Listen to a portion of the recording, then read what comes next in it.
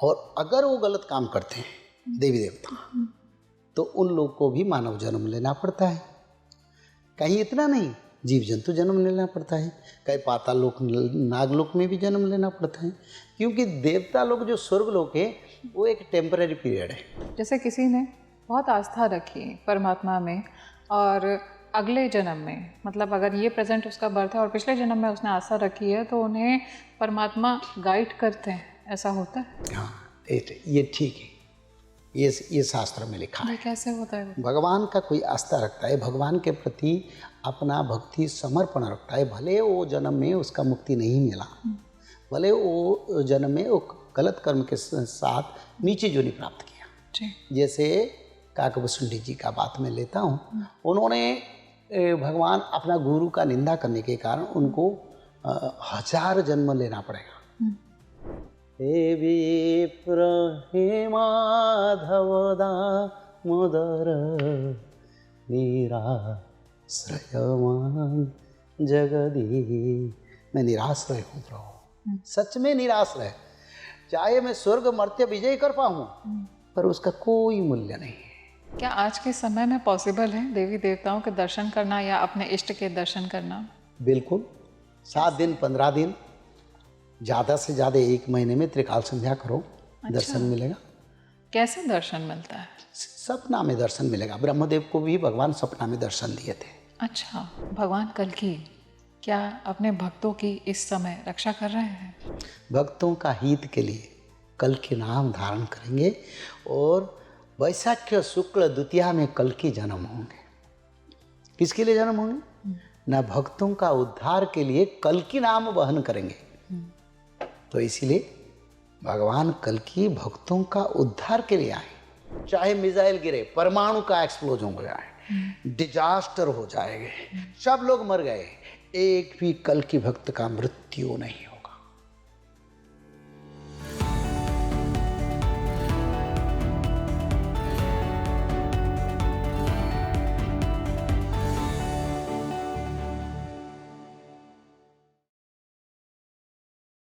जब एक जीवात्मा शरीर धारण करती है तो क्या दिव्य कृपा भी उसके साथ में आती है? पिछले जन्मों के जो उसके कर्म होते हैं, क्या ऐसा पॉसिबल है कि इस जन्म में उसको डिवाइन प्रोटेक्शन दिला दें? कैसे हम पहचानेंगे कि हमको परमात्मा की कृपा हासिल हो रही है? क्या कुछ साइंस होते हैं जिनसे हमें पता चलेगा कि अब हमारा जीवन आध्यात्मिक तौर पर परमात्मा के करीब जा रहा है और वो परमात्मा हमको प्रोटेक्ट कर रहे हैं विपरीत परिस्थितियों में? हाय फ्रेंड्स, आप देख रहे हैं स्पीकिंग ट्री पॉडकास्ट और मैं हूं आपके साथ आपकी सही यात्री माधवी। आज इस पॉडकास्ट में हमने डिस्कशन किया है कि ऐसे कुछ लाइव इंसिडेंट्स हैं जिनमें सीधा भगवान की कृपा मनुष्यों पर हुई है और उन्होंने डिवाइन प्रोटेक्शन को फील किया है। इसके लिए आपको इस पॉडकास्ट को बिल्कुल एंड तक देखना पड़ेगा। और अगर ये पॉडकास्ट आपकी नज़रों के सामने आया है, आपकी प्लेलिस्ट में आया है, तो इसका मतलब है कि आपके ऊपर भी एक डिवाइन प्रोटेक्शन काम कर रही है। आज इसी डिस्कशन को आगे बढ़ाने के लिए हमारे साथ में जो एक आध्यात्मिक पर्सनालिटी जुड़े हुए हैं, वो भविष्य मालिका स्कॉलर भी हैं और इसके साथ साथ उन्होंने भगवान को अपना संपूर्ण जीवन समर्पित कर दिया है।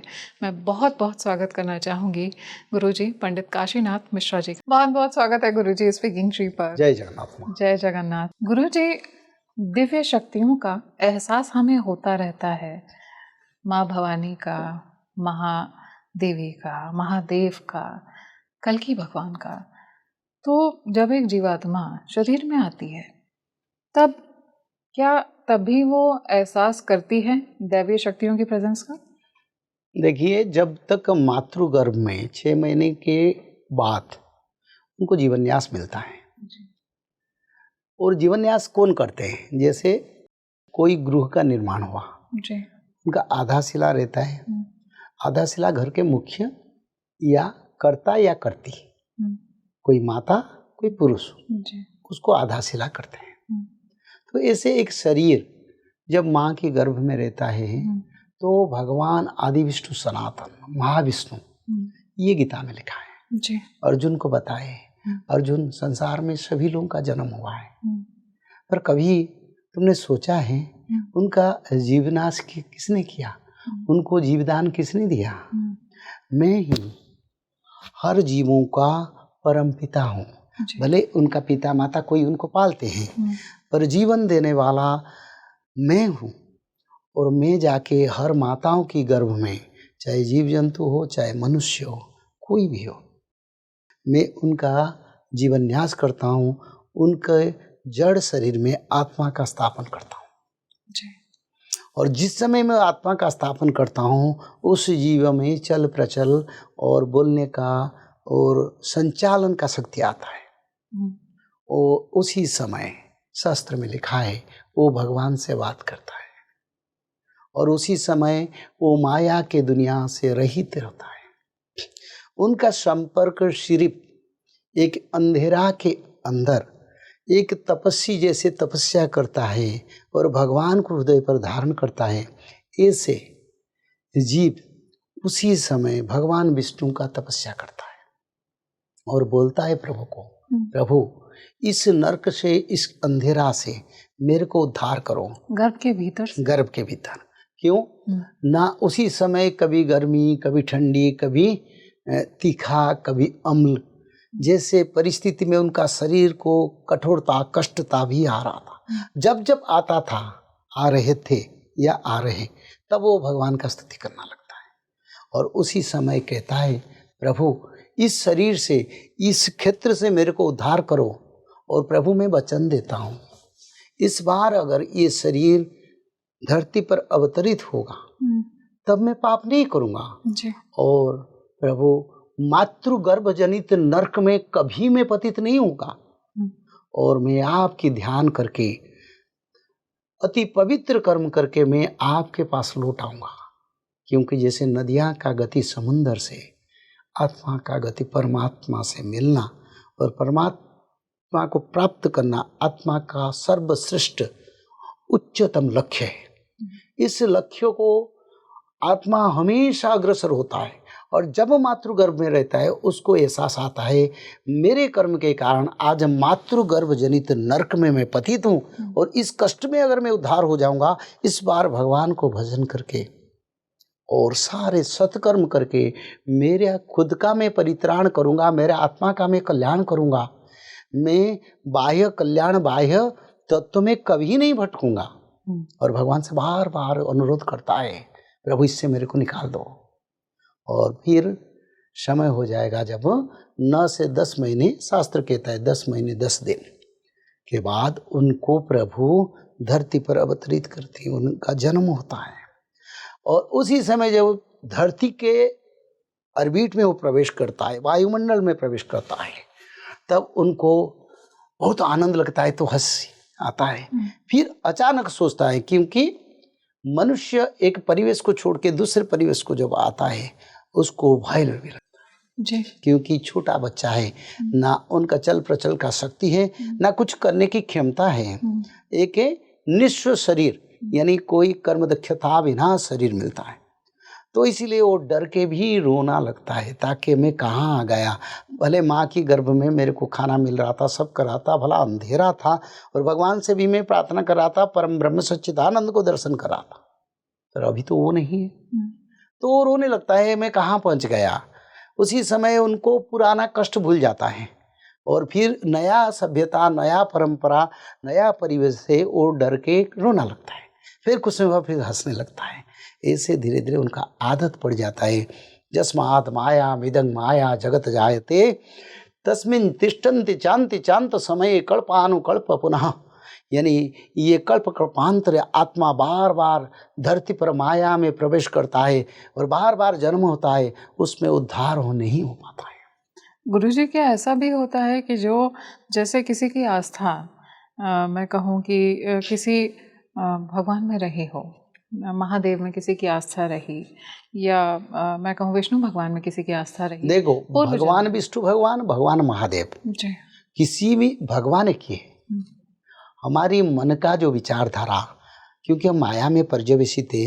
हमारे मन में आता है विष्णु भगवान को पूजा करने से ज़्यादा मिलेगा या शंकर भगवान को पूजा करने से जल्दी फल मिलेगा या ब्रह्म भगवान को पूजा करने से हमको देर होगा। इसी विचारधारा में आज तक मनुष्य भटक रहा है। पर सत्ययुग में ब्रह्मा विष्णु महेश्वर में कोई भेद नहीं, और मनुष्य शंकर भगवान को भी विष्णु रूप में देखेंगे, ब्रह्मदेव को भी विष्णु रूप में देखेंगे, भगवान विष्णु को विष्णु रूप में देखेंगे। ये कलयुग के कारण, माया के कारण हम तीनों में विचार और भेद देखते हैं, पर सच में कोई भेद नहीं है, एक ही है। तो क्या गुरुजी, जैसे बच्चा पैदा होता है तो क्या उसके साथ में एक डिवाइन प्रोटेक्शन काम करता है? बिल्कुल, ये बहुत अमूल्य तत्व है। इसके बारे में मैंने शास्त्र में पढ़ा हूँ जी।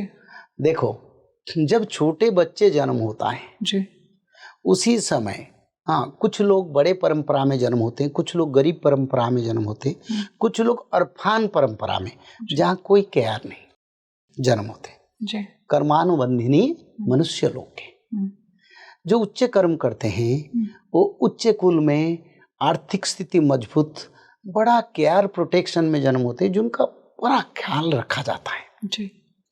कुछ जीव मध्यम परंपरा में जन्म होते हैं कर्म के अनुसार, जिनका एवरेज ख्याल रखा जाता है, एवरेज प्रोटेक्शन देता है। और कुछ ऐसे लोग जन्म होते हैं जिनका माँ बाप रोज मेहनत करने के लिए जाते हैं, कहीं खुदाई करना, कहीं मिट्टी का काम करना, कहीं सीमेंट का काम करना, कहीं मजदूरी करना, खेती में काम करना। उसी समय वो अपने जन्म करने वाले 1 महीने 2 महीने बच्चा को मिट्टी में सुला के चले जाते हैं। और शास्त्र में भगवान कहते हैं, बोलो, जिस समय तुम छोटा था, तेरा कोई रखवाला नहीं था, तेरे माँ बाप जब काम पे जाते थे उस समय तेरे को सांप भी काट सकता था जी। तेरे को जीव जंतु भी काट सकते हैं, तेरे कान में बड़े बड़े जीव जंतु घुस के तेरे को मृत्यु दे सकते थे। पर उसी समय मैंने सारे शिशुओं का रक्षा करता हूँ। ऐसे ऐसे नहीं बढ़ते हैं, लोग सोचते हैं हम उसको पालन किया, नहीं, मनुष्य अपने बच्चे बच्ची को छोड़ के जाता है, और उसी समय छोटे 1 महीने 2 महीने 4 महीने 1 साल 2 साल 7 साल तक बच्चे बच्ची अनाथ होते हैं। उनका रखवाला दैविक शक्ति द्वारा होता है, मनुष्य को इसका अज्ञात है। तो शास्त्र कहता है, भगवान खुद कहते हैं, मैं सारे संसार के शिशुओं को रक्षा करता हूँ। हाँ, इतना भी मैं देखता हूँ, जो कर्म से जीने वाले और जो कर्म से कम आयु वाले, उनको भी मृत्यु देके दोबारा जन्म देता हूँ। अच्छा। ताकि उनका कर्म कट जाए और कुछ अच्छा स्तर को हो जाए। तो ये परिस्थितियों में इतना भेद क्यों होता है गुरुदेव? कर्म कर्म कर्म के सिवा कुछ नहीं। दुनिया है कि कर्म भूमि है। स्वर्ग में भी कर्म को दिखा जाता है, ब्रह्मलोक में भी कर्म को दिखा जाता है, और धरती पर भी कर्म को दिखा जाता है। पाताल लोक, सुतल लोक, तलातल लोक, महलोक, जनलोक, सभी जगह कर्म को दिखा जाता है। देवता लोग कर्म के कारण नीचे जोनी में, जीव जोनी में भी जन्म होते हैं। अच्छा, बिल्कुल, देवता भी? हाँ, देवता भी। जैसे हु गंधर्व, जिन्होंने गज रूप में जन्म हुआ था। अच्छा। और एक गंधर्व जिन्होंने ग्राहक के रूप में, मगरमच्छ के रूप में जन्म हुआ था। तो ये सृष्टि का भेद नहीं है, कर्म का भेद है। सृष्टि का भेद तो एक सुंदर आदर्श परंपरा, जहाँ कहीं व्यतिक्रम नहीं है, सबके लिए एक समान अधिकार, सबके लिए समान मर्यादा और सबके लिए समान फल प्राप्ति करने की योग्यता। पर मनुष्य कर्म भेद से अपना नियंत्रण खुद करता है और सोचता है मेरे को कहाँ कहाँ मिल गया, क्या मेरा दोष है। कभी एक एक जगह पर मैं देखा, कई माता गरीब लोग देखते रोते हैं, अपना दुख को बखानते हैं। मैं बोलूँ, माँ रोने के क्या अर्थ है? पूर्व जन्म ने तूने ऐसे कर्म किया, अब रोने से क्या मिलेगा? रोने तो माया का कारण है। एक संत को, साधु को, जो ब्रह्मज्ञानी है, उसको रोना नहीं आता है। कोई मृत्यु हो जाए, खुद का मृत्यु हो जाए, उसमें कोई भेद नहीं है, वो दुखी नहीं होता है। पर जो माया में पर्यवेसित, वही लोग रोते हैं। अच्छा। जो लोग रोते हैं, मेरे को हंसी लगता है, क्योंकि उसको माया ग्रास किया। क्योंकि जिसको भूत प्रेत सवार होते हैं ना, वो ऐसे सर हलाते हैं, नचते हैं, कूदते हैं। इसमें जिसके माया प्रवेश कर लेता है वो लोग रोता है, और उसी समय में देख के मेरे को हंसी आता है। अच्छा। अरे ये क्यों रोता है? अरे तूने कर्म किया और कर्म करके अभी रोते, रोने से क्या मिलेगा? कर्म करो ना, अपना कर्म को बढ़ावा करो। तो इसीलिए ये संसार भेद नहीं, एक कर्म भेद है। जो मनुष्य कर्म किए हैं और कर्म से, मैं बोला ना, देवताओं को सजा मिलता है जी। नारद महामुनि को सजा से दूर नहीं है। उनको वानर रूप मिला, उनको मानव जीवन मिला।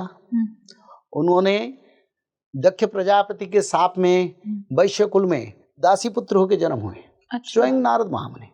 तो मनुष्य के लिए क्या नहीं है, सबके लिए भगवान एक ही है। खुद भगवान अगर कुछ कार्य करते हैं, उस कार्य के लिए खुद दंडित भी निज खुद को करते हैं। क्योंकि जारा सबर भगवान को सर्विद किया जी। तो वो पहले जन्म में अंगद था, बाली को प्रभु ने मारे। उनको बोले तेरा पिता का जो कार्य है उसको भी तेरे को करना है, उसके लिए मैं खुद दंड भोगूंगा। अगर खुद भगवान दंड भोगते हैं, मनुष्य क्यों सोचता है मैं कर्म का फल नहीं भोगूंगा?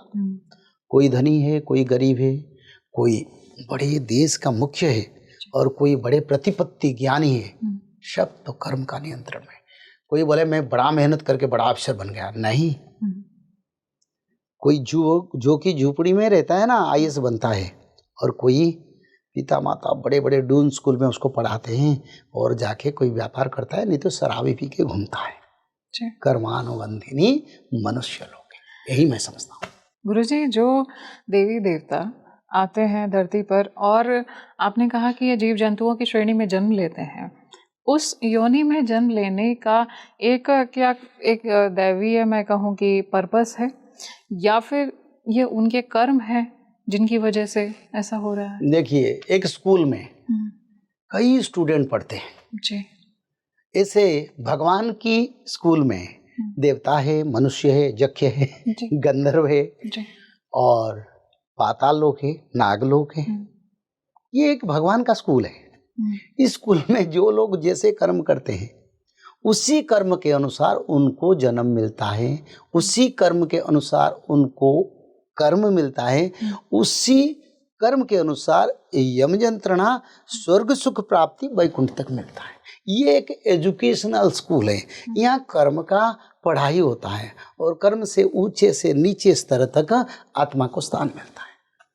तो देवी देवता भी इस कर्म के लॉ से अछूते नहीं, वो उसमें भी दूर नहीं। They are also avoiding with dharma and कर्म।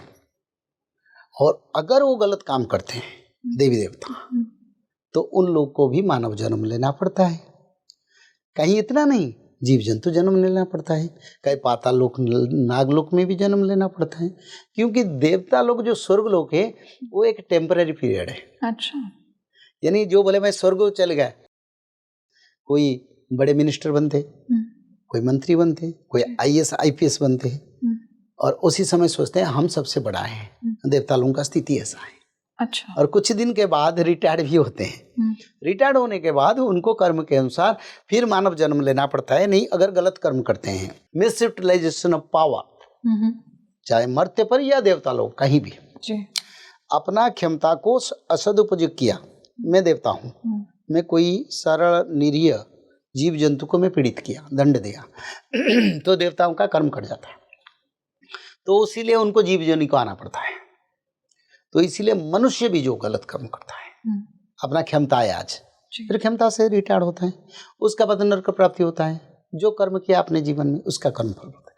तो देवता बोलो, जो भी बोलो, सबके लिए कर्म ही एक बंधन है। कर्म से भेद है, कर्म से परिवर्तन है, कर्म से उच्च गति है, कर्म से नीचे गति है। कोई बोलता है तूने ऐसे कर्म किया, ऐसे कलर का ड्रेस पहन लो, ऐसे मंत्र का इतने बार उच्चारण कर दो, कर्म करता नहीं, कुछ भी नहीं। ऐसे कोई दान कर दो, कर्म कैसे कटेगा? उसी बराबर कर्म करना चाहिए। उसी बराबर कर्म कब होगा? आत्मशुद्धि चाहिए, मन पवित्रता।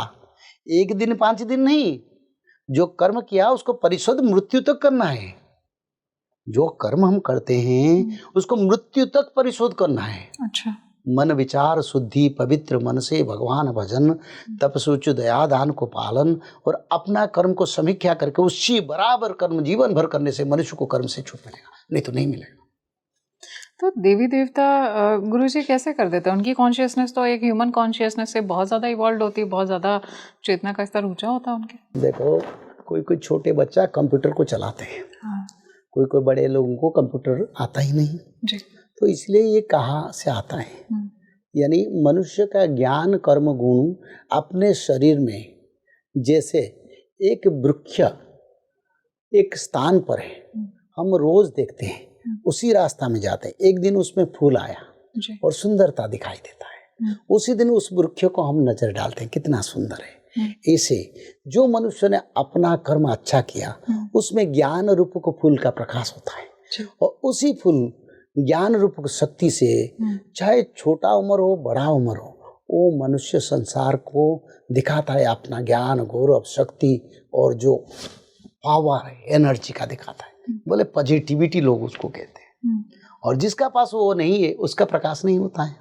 तो इसलिए ये जैसे वायु अपने गंध को अपने साथ लेके मनुष्य को संसार को प्रभावित करता है, पूर्व जन्म के कर्म के अनुसार कोई ज्ञानी बनता है और कोई दिव्य ज्ञानी बनता है, कोई देवता बनता है, कोई मनुष्य बनता है। संसार में ऐसे भेद है।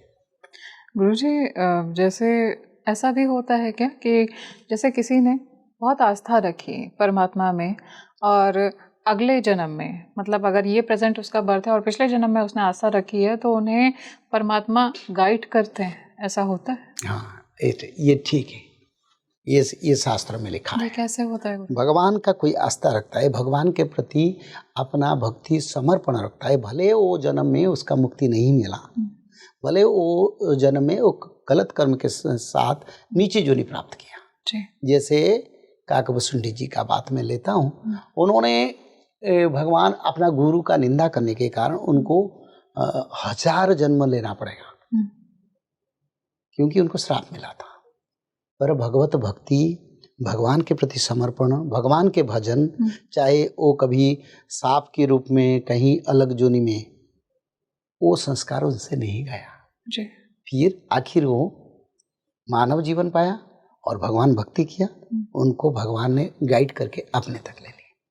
तो जिसका पास आस्था है, समर्पण है, चाहे एक जन्म में उसको पूरा नहीं कर पाता है, पर भगवान का संस्कार, जैसे जड़ भरत जी बड़े भक्त थे जी, वो भी एक गंधर्व थे। अच्छा। हाँ बिल्कुल, वो मृत्यु हो गया, फिर उनका जो हिरण के प्रति जो दुर्बल मन था, उनके प्रति जो प्रेम था, उनको सर्वस्व संपत्ति समझे जी। उन्हीं जब जन्म मिला, पर भगवत भक्ति उनके शरीर में नहीं गया, तो हिरण जन्म पाने के बावजूद उन्होंने सारे हिरणों का संग छोड़ दिया। एक मुनि ऋषि आश्रम के पास जाके हर दिन मंत्र भगवान का भजन सुना, खुद भी भजन किया, और जाके एक तीर्थ में खुद के देहत्याग करके आपनों को परमार्थ दे दिया। अच्छा।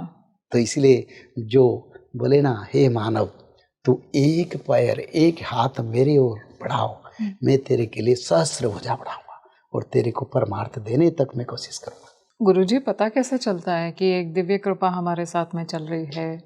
बिल्कुल, जो भगवान से समर्पण है, जो भगवान को भक्ति करते हैं, अगर कोई गलत काम करेगा पहले भगवान आके बोलेंगे, यानी विवेक बोलेगा नहीं नहीं इसको हम नहीं करना है। अच्छा। कोई गलत काम, गलत विचार, गलत किसी के विरुद्ध में सोचना, किस जीव हत्या करना, मन आके बोलेगा नहीं ये ठीक नहीं है जी। तो उसी समय हम अनुभव करेंगे नहीं, हमारे प्रभु जी नहीं चाहते इसको करने। फिर कुछ समय मानो हम जैसे परंपरा में लोग आके बोलेंगे बाबा कुछ ले लो पैसा, चाहे कुछ, हम बहुत लोगों के संस्पर्श में आते हैं, बड़े बड़े छोटे गरीब सब लोग। अगर हमारे भगवान भी परीक्षा करते हैं ये लोभ लालच में है कि नहीं, हाँ। तो कोई आके ऑफर करेगा इतना ले लो, संपत्ति ले लो, तब तुमको भगवान परीक्षा कर लेंगे। अगर तुम्हारा मन भगवान से सच में, तो पार्थिव तत्व को तुम नकार करोगे नहीं, ये सर जरूरी नहीं है, तुम अच्छा बन जाओ, हमको ये जरूरत नहीं। और मेरे जीवन में कई बार मैंने देखा, अच्छा, मेरे को बहुत लोग लालच देने के लिए। एक लोग बोला वृंदावन में, ये दिल्ली का लोग है, श्री वृंदावन में कुछ बड़े जमीनें, करोड़ों का जमीन, बोले आपके नाम पर कर देंगे, आप आश्रम बनाए जी। फिर मैंने उसको बोला बाबा मेरा क्या होगा, तुम उसको अपना काम पे लगाओ, क्योंकि ना मेरा संपत्ति था ना वो रहेगा, पर एक चीज रहेगा जिसको मैं आज त्याग किया उसके लिए मेरे को पुण्य फल मिलेगा। और मैं पुण्य जैसा संपत्ति को इकट्ठा के लिए धरती पर आया हूँ। भला आज मैं नाकार कर दिया, मेरा घर द्वार नहीं है, सब नष्ट हो गया, फिर भी एक ना एक दिन भगवान कृपा मिलेगा, मैं रहने के लायक बनूंगी। तो संपत्ति मेरे के लिए बड़ा नहीं है, मैं लोभ लालच में नहीं, ये प्रैक्टिकल है। ये दिल्ली के फरीदाबाद के एक लोग, वो मेरे को बोला जिसका करोड़ों का संपत्ति, आज भी बोल रहा है, पर मैंने एक्सेप्ट नहीं किया। अच्छा गुरुजी, क्या आज के समय में अगर किसी की आस्था किसी से जुड़ जाए, पर एक दुख बात कहूँ, हाँ, आज के दिन में बड़े बड़े परंपरा में जी, बहुत लोग ऐसे मेरे को मिलते हैं जो अपना घर जमीन जायदाद बड़े बड़े परंपरा को दे दिए, अच्छा, और खुद भाड़ा के घर में रहते हैं। बड़ा दुख की बात है। इसमें जो संत है उसका संपत्ति क्या होगा? संत का अर्थ त्याग है, संत का अर्थ संसार की भौतिक तत्व से दूर रहना। जी, तो ऐसे लोग मेरे को मिलते हैं, बोले हम सब दे दिए हैं, हमारे घर भी नहीं है, और आज अगर बोलते हैं तो वो संपत्ति हमारे पास नहीं है, क्योंकि मनुष्य पहले तो दे देता है, बाद में सोचता है, उसको भी हम जाने, और आज वो बड़ा दुखी है। इससे भारत में कई लोग हैं, तो ये होना नहीं चाहिए। तो गुरुजी, क्या कुछ संकेत आते हैं जिससे पता चलता है कि जैसे अगर आज मेरी आस्था महादेव में है या माँ देवी माँ में है या कल्कि भगवान में है, उनकी कृपा मेरे तरफ आ रही है, क्या संकेत मुझे मिलेंगे? बिल्कुल संकेत मिलेगा। देखो माँ, अगर तुम्हारा सबसे बड़ा मुसीबत समय आएगा तब भगवान याद आएगा, सबसे बड़ा मुसीबत समय आएगा तब भगवान को पहचानोगे, और उससे बड़ा मुसीबत समय आएगा तो भगवान को अनुभव करोगे। जैसे पांडवों ने किए थे जी, वो जतु घर में रहते थे, रात में सो रहे थे, और उसी समय दुर्योधन ने उस घर में आग लगा दिया। सोने के समय जतु का जो घर होता है वो घर एक एक क्षण में जलता है, सबसे ज्वलन पदार्थ जतु है। अच्छा, और उसी घर में चारों तरफ से आग लगा दिया, और वो पांचों पांडव ने बच गए, माता द्रौपदी ने बच गया। उसी समय उन्होंने खुद बोले, हे विप्र हे माधव दामोदर निराश्रयवान जगदीश। मैं निराश्रय हूँ प्रभु, सच में निराश्रय। चाहे मैं स्वर्ग मर्त्य विजय कर पाऊं, पर उसका कोई मूल्य नहीं है। आपने हमको बचा दिया। This is the power of God. You can feel at the worst case, at the latest situation, जिस समय जन्म मृत्यु का डिसीजन हो रहा है, जिस समय तुम्हारा जीना मरना का डिसीजन होगा, बड़े गाड़ी एक्सीडेंट हो रहा है, उसी समय मैं भी वहीं पर हूँ, मैं जीवित होकर निकल रहा हूँ। अच्छा, this is the infinitely power of our karma and the blessing of God. We can feel that time. जब तक ऐसे समय नहीं आएगा, मनुष्य भगवान को नहीं समझेगा, और ऐसे भक्तों को भगवान उसको भी एहसास देते हैं, हाँ उसको भी जानना चाहिए, ताकि मैं उनके साथ हूँ। एक बेटी कश्मीर जो हमारे साथ है, अपने ससुराल को गया था, और उस समय टेररिज्म चल रहा था। रात 8 बजे कोई गुस्सा के कारण की कोई समस्या के कारण उन्होंने ऑटो में आया, और वो पहाड़ी एरिया है और सब क्रिमिनल जैसे लोग। दूसरा ऑटो वाला को फोन करके बताया, मैं जा रहा हूँ, इतने समय में पहुंचूंगा, तो रोड पर इंतजार करो। वो फोन से उनको बता रहा है, इट इज रियल, उसको भी मिला दूंगा बोलेंगे। तो वो ऑटो वाला को बोले ये भाषा से बताया, एक महिला को लेके जाता हूँ, तुम इंतजार करो और वहीं पर उनसे मिलेंगे। और वो बोले वहीं पर कोई है नहीं ना, कुछ ना, सब अरेंजमेंट कर लो। तो उस गाड़ी में वो बैठा है, छोटे बच्ची है, यंग बेटी है।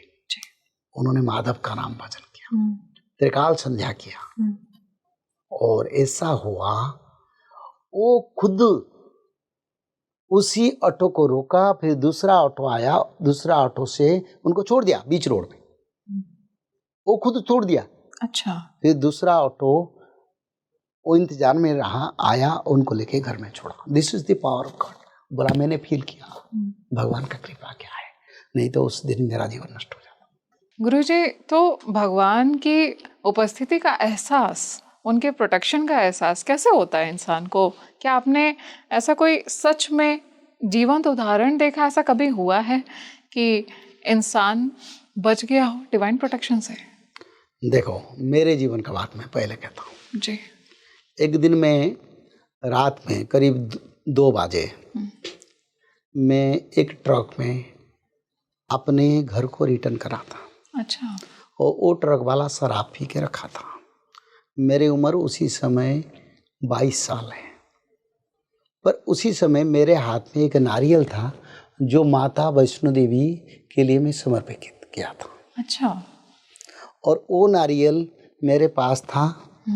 मैंने किसी गाड़ी के माध्यम में माँ के मंदिर, एक उड़ीसा में माँ के मंदिर, उस मंदिर को भेजने वाला था। जी। क्योंकि उड़ीसा में एक परंपरा है, माता वैष्णो देवी वहीं पर माता तारिणी देवी के नाम संकट हारिणी के रूप में पूजित है। जी।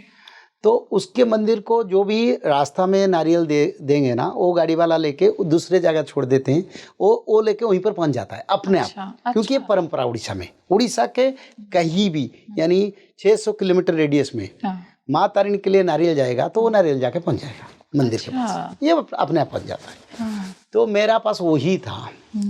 तो उन्होंने शराब पी के रखा था, मैंने ऐसे बैठ के चल रहा था।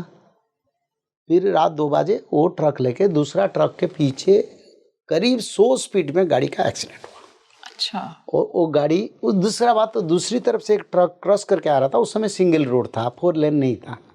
वो ट्रक में दूसरा टुकड़ा लगा तो ट्रक कुछ नहीं रहा, पूरा खंड खंड हो गया। और ड्राइवर को उसमें मशीन लाके कट के उसको निकाला। अच्छा। मेरे हाथ में नारियल है। और मैं खुद आया।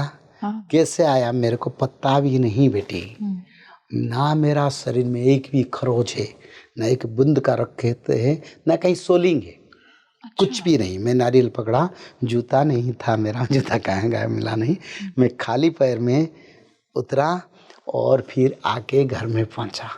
This is the power of divine. देवी माँ ने आपको बचा लिया। आप उस समय लेकर के गए थे संकल्प करके, और ड्राइवर आपके बगल में ही बैठा था। हाँ, दोनों बैठे थे। उस ट्रक को आने के लिए मेरा नियम था नहीं, पर कम्युनिकेशन नहीं था, इसलिए मैं ट्रक में उठ के आया। फिर वो शराब पिया है तो मैंने देखा ये तो कहीं कुछ करेगा, मेरे को तो पहले से दिखाई देता था ये कुछ होने वाला है। पर वही हुआ, एक्सीडेंट हो गया। और एक्सीडेंट में वो गाड़ी टुकड़ा टुकड़ा हो गया। इसको कबाड़िया को बेच दिया गया। उसको मालिक ने उसको कबाड़िया को बेचा, क्योंकि वो गाड़ी चलने की और सामर्थ्यता नहीं था, सब टुकड़ा टुकड़ा हो गया था। पर उसमें मेरे एक बूंद भी खून नहीं आता। This is the power of divine God. माता दुर्गा देवी, माता वैष्णो देवी, माता तारिणी माता का मैंने खुद देखा हूँ बहुत सुंदर अपने जीवन में।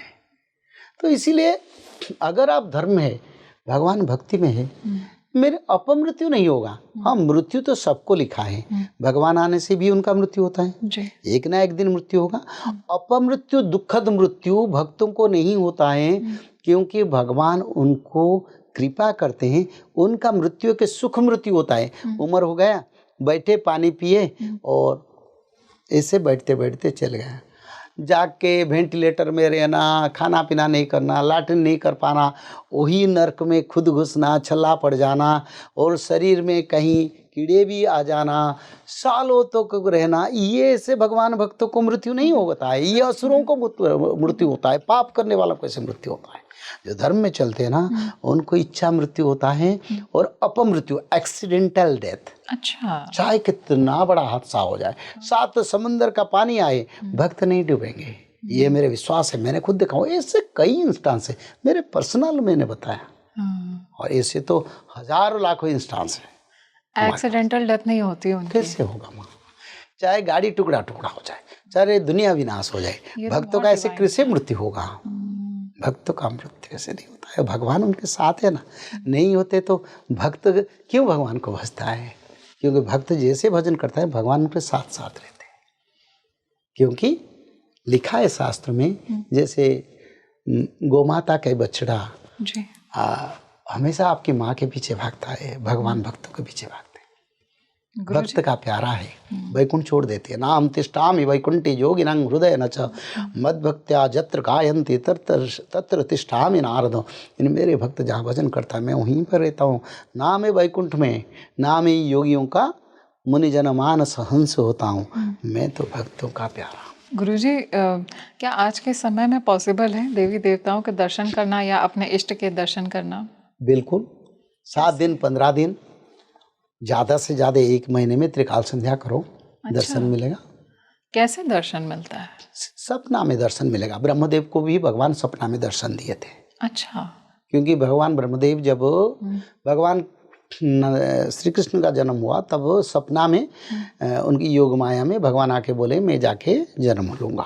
ऐसे कल की भगवान के जन्म होने के उनके माता पिता को भी भगवान कल की दर्शन दिए होंगे।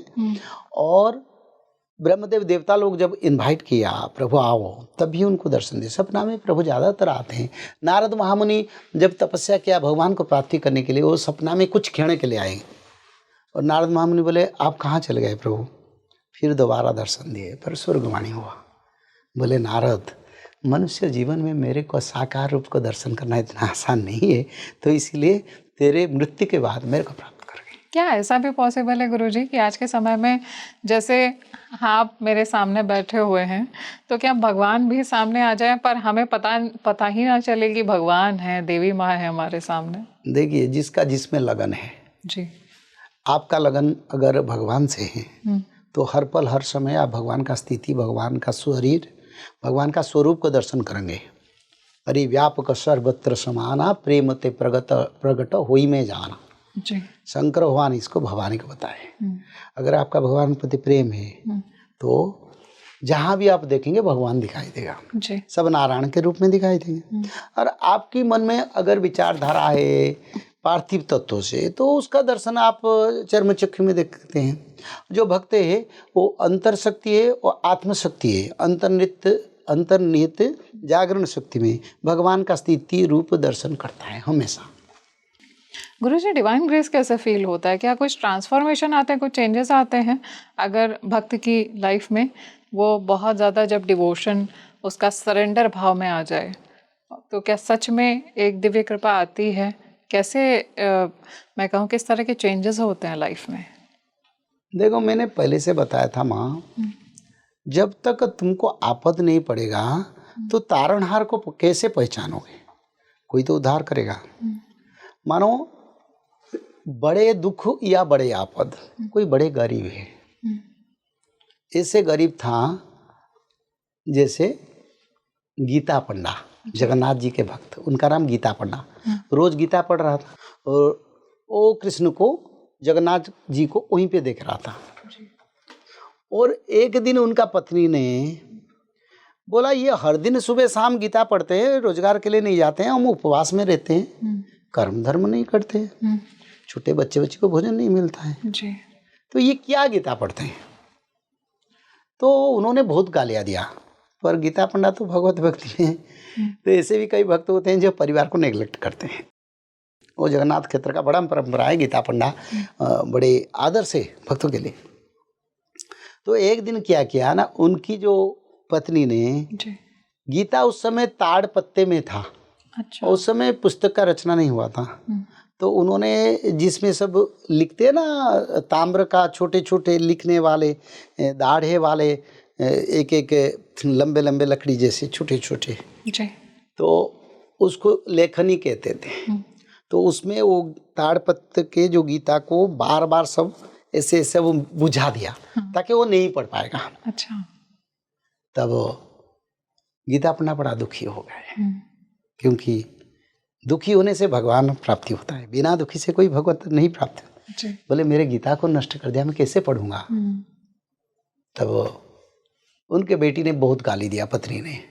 बोले ऐसे क्या, आज गीता को मैं नष्ट कर दिया, क्या पढ़ने जाओ, कोई रोजगार करो, घर में बैठ के बहुत कुछ हो गया। तो भगवान का वो दिन भर रात भर रोते रहा। फिर अपने कर्म के लिए, कहीं रोजगार के लिए निकल गया। उसी समय स्वयं जगन्नाथ जी आए, अपने कंधे पर सारे घर का राशन भर के उनकी घर में आके बोले कोई गीता पंडा यहाँ घर में रहते हैं। अच्छा, जगन्नाथ भगवान। जगन्नाथ भगवान। तब उनकी पत्नी ने बोला, हाँ गीता पंडा रहते हो, कहाँ हैं? ना अभी वो नहीं है, वो गए कोई कुछ लाने के लिए, भोजन भोजन रोजगार के लिए। तो बोले उन्होंने भेजे हैं, मेरे को भेजे हैं और सारे मैं लेके आया हूँ, तुम जितना खाओगे उसका अंत नहीं होगा जी। तो उसमें सारे जो जगन्नाथ मंदिर में प्रसाद लगता है, चावल, दाल, घी, गुड़, केले, काचा केले, जैसे जगन्नाथ मंदिर में जैसे जैसे फल फूल सब लेके आए।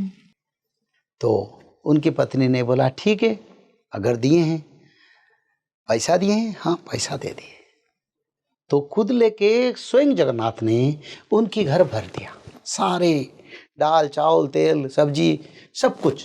अच्छा। तो फिर भरने के बाद उनकी पत्नी ने बोला, कुछ तो खाओ, इतने मेहनत करके आए हो, कम से पानी पियो। तो बोले, नहीं, मेरा जीभ को किसी ने काट दिया और मेरे जीभ में छल्ला पड़ गया। अच्छा। मेरे को बहुत कष्ट हो रहा है, मैं खा नहीं पाऊंगा, मेरे मुंह में सब कुछ नष्ट कर दिया किसी ने। जी। तब वो अंतर्ध्यान हो गए। ये भगवान ने बोला? हाँ। अच्छा। तब गीता पंडा घर को आके पहुंचे तो उनकी पत्नी ने बोला, देखो आपने जिसको भेजा था ना, वो सारे द्रव्य दे गए, आप मेरा कोई दुख नहीं है, और सारे भोजन में बना के रखो, आनंद में खाओ। तब उन्होंने उसका वर्णन किया, उनकी वाइफ ने। बोले, मैं उनको बोला, पानी तो थोड़ा पियो, कुछ तो खा के जाओ, ब्राह्मण देवता इतने दूर से आए हो। तब उन्होंने बोले, मेरे जीभ में सब छल्ला पड़ गया और किसी ने काट दिया सब, और उसमें खून बह रहा है। अच्छा। मैं कैसे खाऊंगी? तब गीता पंडा रोने लगे, बोले, मेरे गीता को तुमने सब काटा है और प्रभु जी का जीभ में छल्ला पड़ गया, इतना बड़ा पाप किया। हाँ, भला इसी कर्म के वजह से भगवान को आना पड़ा और हमारे घर में भोजन दे के खुद जगन्नाथ जी गए।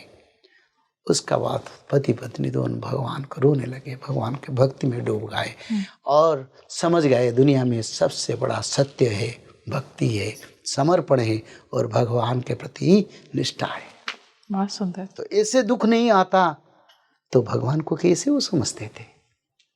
ये सत्यवाणी है, जगन्नाथ संस्कृति के शास्त्र में लिखा है, ज्यादा समय नहीं, 500-600 साल पहले का बात है। गुरुजी, भगवान कल्कि क्या अपने भक्तों की इस समय रक्षा कर रहे हैं? हाँ माँ, भगवान कल्कि नहीं आएंगे क्योंकि ये लिखा है, मानव सभ्यता के प्रति जब आपद है। एक जगह पर एक पंक्ति है, उड़िया में भविष्य मालिका में लिखा है जी। वैशाख्य शुक्ल द्वितीया रे प्रभु जनम हेबे, भक्तंक हिते कलंकी प्रभु नाम बहिबे। भक्तों का हित के लिए कल के नाम धारण करेंगे और वैशाख्य शुक्ल द्वितीया में कल की जन्म होंगे। किसके लिए जन्म होंगे? ना भक्तों का उद्धार के लिए कल की नाम वहन करेंगे।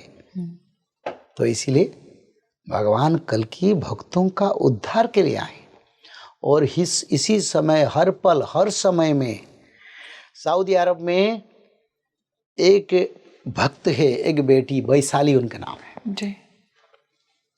उन्होंने त्रिकाल संध्या करता है, माधव नाम भजन करता है, कल्कि का भक्त है। अच्छा। और उन्होंने ये 3-4 दिन पहले टिकट नहीं मिल रहा है आने के लिए, चार्टर्ड छोटे छोटे फ्लाइट आ रहा है।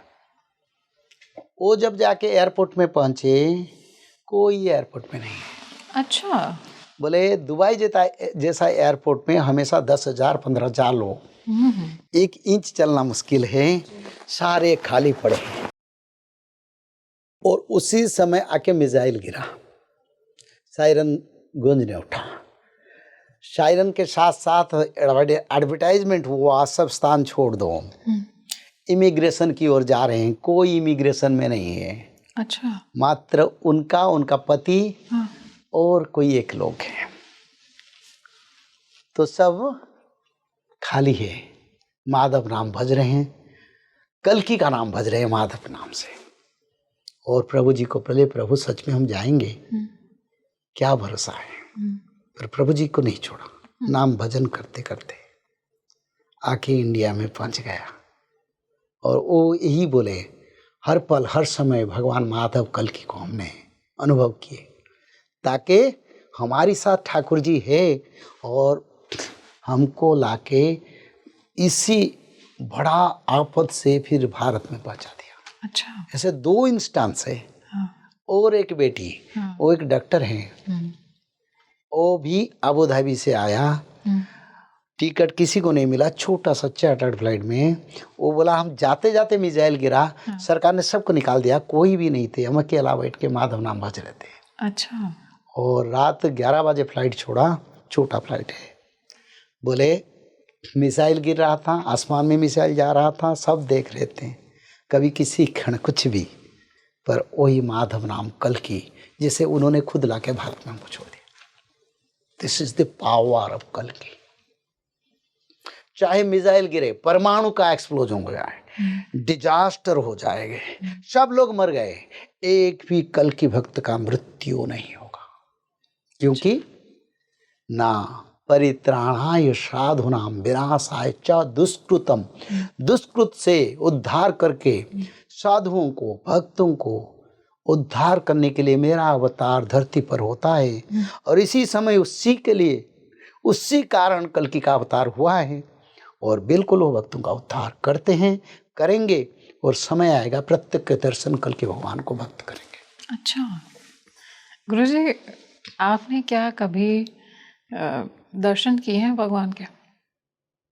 देखिए माँ, दर्शन और भगवान को प्राप्ति करना ये एक व्यक्तिगत अनुभूति है और व्यक्तिगत विचारधारा है। हम यहाँ बैठ के भी प्रभु जी को दर्शन करते हैं, तुमसे बात करते हैं, यहाँ भी कल्कि स्वरूप को अनुभव करते हैं। और जो मैं बताता हूँ, मेरी रोम रोम में, मेरी कंठ पर कल्कि का कृपा समझ रहा हूँ। और जो मैं बता रहा हूँ भक्तों के लिए तो बड़ा अमूल्य है। हाँ, अलग लोग इसका समझ नहीं पाएंगे, पर कल्कि भगवान का दर्शन तो हर पल हर समय हम करते हैं। नहीं करते हैं तो हमारी मन में इतना प्रेरणा कहाँ आता है।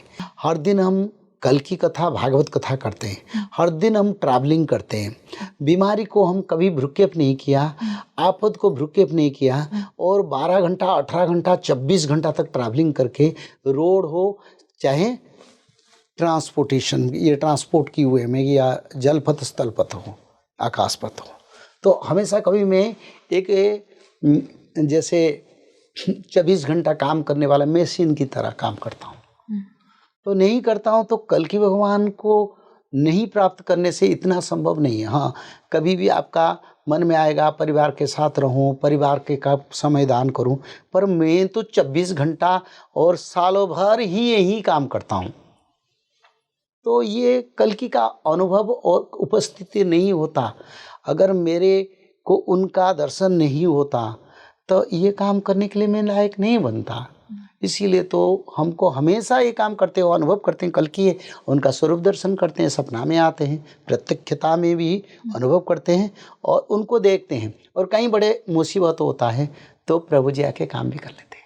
अच्छा, यानी जो समस्या मेरा है उस समस्या को सुधार लेते हैं, जो भी समस्या। बहुत सुंदर। और ना मेरा मृत्यु से भय है, ना कोई तंत्र को भय है, एक तंत्र, धर्म तंत्र को मेरा भय है, कोई गलत काम ना करूं, धर्म को बड़ा भय करता हूं।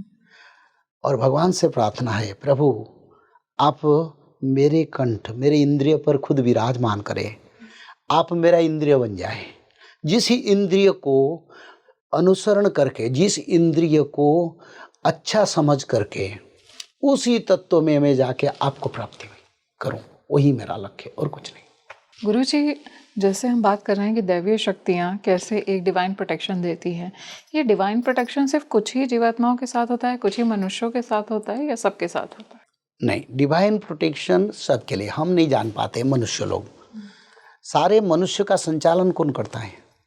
मनुष्य का मस्तिष्क को कौन संचालन करता है? हाँ, पहले मैं बताऊंगा। हमारे जो आंखें हैं, ये आंखें किसका साथ कनेक्टेड है? नहीं, सूर्यदेव के साथ है। अगर सूर्यदेव नहीं आएंगे तो आंखों का क्या काम है बेटी?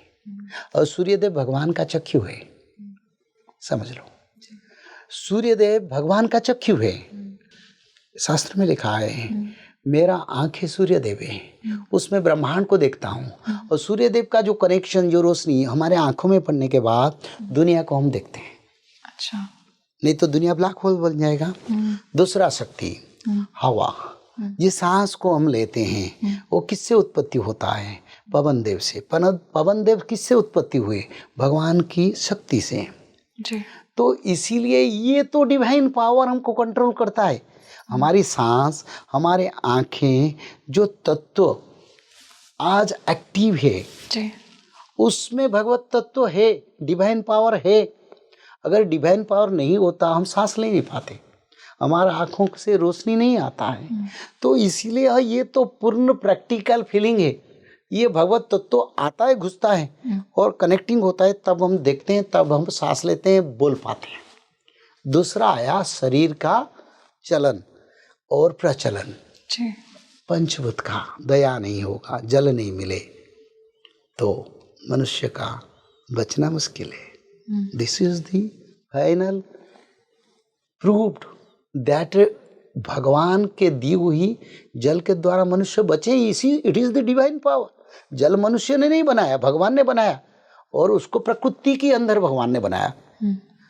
अग्निदेव, अग्निदेव अगर प्रकट नहीं होते तब रसोई कैसे बनता, भोजन कैसे मिलता? जी। और संसार में धरती, ये जो धरती है, ये धरती को अगर भगवान मनुष्य रहने के लायक नहीं बनाते तो हम कहाँ पर चलते फिरते, सोते बैठते? ये जो सारे बिल्डिंग कंस्ट्रक्शन हुआ, इसको धारण किया क्या? धरती माता ने। तो ये जो पंचभूत जल, वायु, अग्नि, भूमि, अंतरिक्ष, आसमान नहीं रहता तो बारिश कहाँ से आता? आसमान नहीं रहता तो अंतरिक्ष खाली रहता तो ग्रह नक्षत्र का स्थिति कहाँ रहता? सूर्य चंद्र रात दिन कैसे करते हैं? नवग्रहों का स्थिति कैसे रहता है? This is the feeling of divine power. हर पल हर समय हम देखते हैं, पर माया के कारण सोचते हैं ये अपने आप होता है। नहीं, उसके आगे और एक तत्व है, 10 दिग्पाल है। जो 10 दिग्पाल है वो स्वर्ग मर्त्य पाताल को मिला के 10 दिक् कहते हैं। अच्छा। 10 दिशा, उसको पालन करते हैं 10 दिक्पाल। अष्टवसु, जो अष्टवसु है, ये धरती का संचालन कार्य करते हैं। वैवस्वत मन्यु, जो धरती का देवताओं का संचालन करते हैं। इंद्रदेव सारे देवताओं को संचालन करके धरती पर मानव का कार्य में लगाए। जो हम खाते पीते हैं, हमारे घर को देवता नहीं आते हैं तो हम बचे कैसे? अगर किसी के घर को देवता नहीं आएंगे, अग्निदेव नहीं आएंगे, जलदेव नहीं आएंगे, वायुदेव नहीं आएंगे, उस घर में जीव सत्ता रहेगा नहीं। तो हर समय, हर पल, हर दिन देवता लोग हर मानव की घर, हर जीव जंतु के घर को आके उनको खाना पीना कर्म के माध्यम से देते हैं। और उसको मनुष्य माया के कारण नहीं समझ पाता है, बोले हम करते हैं खाते हैं, पर उससे डिवाइन पावर से सब होता है। उसके लिए भगवान ने सारे देवताओं को अपॉइंटमेंट किया, सारे नवग्रहों को अपॉइंटमेंट किया, सारे पंचभूत को अपॉइंटमेंट किया, करके मनुष्य और जीव जगत ब्रह्मांड का सृष्टि को संचालन करते हैं। गुरुजी, आपने कहा जैसे हम समझ नहीं पाते हैं कि हमारे आसपास ही देवी देवता मौजूद हैं, ऐसे में कैसे पहचानेंगे हम कि जैसे हमें जो प्रोटेक्शन मिल रहा है कल की भगवान से ही प्रोटेक्शन मिल रहा है, या कोई किसी की महादेव में आस्था है, उनको उन्हीं से प्रोटेक्शन मिल रहा है, वो पहचानेंगे कैसे? ये लिखा है ना गीत में एक लिखा है, मेरे आपकी कृपा से सब काम हो रहा है, करते हो तुम कन्हैया मेरा नाम हो रहा है, मेरे आपकी कृपा से सब काम हो रहा है, पतवार के बिना मेरे नाव चल रहा है। यानी मैं नहीं जानता मेरा दिशा कहाँ है, मेरा लक्ष्य का अंत का है, पर आप उस नाव को चलाते, सब आपकी कृपा है। ये बड़ा अच्छा भजन है। वृंदावन परंपरा का, तो उसका जो फीलिंग वही करता है जो मनुष्य के पास भगवान के प्रति समर्पण है। जो मनुष्य अज्ञानी है, जो इंद्रिय कबलित है, जो इंद्रिय को बढ़ावा देता है। इंद्रिय कौन है? माया, मोह, दंभ, क्रोध, अहंकार, लोभ। वो क्या भगवान का स्थिति को समझेगा? हाँ, जो भगवान का समर्पण में सारे कर्म को कर लेता है, वही मनुष्य उसको अनुभव करता है मेरे साथ दिव्य सत्ता है। और दूसरा, कुछ भी मनुष्य, जो लोग इंद्रिय की वशवर्ती होते हैं, जो दुनिया में कुछ नहीं मानते, बोले कोई भगवान नहीं है, वो लोग जब बड़े मुसीबत में फंसते हैं, आपद में फंसते हैं, उसमें रक्षा मिल जाता है पूर्व जन्म का प्रारब्ध के अनुसार जी। वो लोग उसका बात बोले नहीं, सब तो मर गए, मैं बच गया, शायद भगवान का कृपा है। ये दोनों तत्व है। एक भक्त जानता है, दूसरा आपदी, जिसके ऊपर आपद आता है और उस समय रक्षा होने के बाद वो भगवान को अनुभव करता है, अपने आप अनुभव हो जाता है। बहुत सुंदर गुरुजी, थैंक यू सो मच। आप आए और इतना समय निकाला, इतना कुछ जानने को मिला मुझे। एंड आई एम श्योर जितना इस समय मुझे फील हो रहा है कि मैंने इस ज्ञान को आपसे रिसीव किया है, मेरे ऑडियंस भी उतना ही एनलाइटेंड होगी। So thank you so much, धन्यवाद, आभार कि जय आप आए। जगन्नाथ। जय जगन्नाथ। क्या दिव्य कृपा एक मनुष्य के साथ शुरुआत से चलती है? क्या कुछ चुनिंदा सोल्स होती हैं जिनके ऊपर दिव्य कृपा होती है, या भगवान की कृपा सभी पर बराबर रूप से निरंतर बरस रही है? आज इन सभी बातों को हमने इस पॉडकास्ट में जाना है। कमेंट सेक्शन में मुझे ज़रूर बताइएगा कि क्या आपको भी परमात्मा की दिव्य कृपा अपने जीवन में फील हुई है? आपको कभी ऐसा लगा है कि आपको डिवाइन प्रोटेक्शन हासिल हुआ हो? इस वीडियो को ज़्यादा से ज़्यादा लाइक, शेयर और सब्सक्राइब करिए। और अगर आपके कुछ इंसाइट्स हैं कि हम गुरु जी से उस टॉपिक को डिस्कस करें, वो कुछ ऐसे क्वेश्चंस हैं आपके मन में जिन्हें हम गुरु जी के साथ में आगे के एपिसोड्स में पूछें, तो उन्हें कमेंट सेक्शन में ज़रूर मेंशन कीजिएगा। आज के लिए अपनी सहयात्री माधवी को दीजिए इजाज़त। नमस्कार।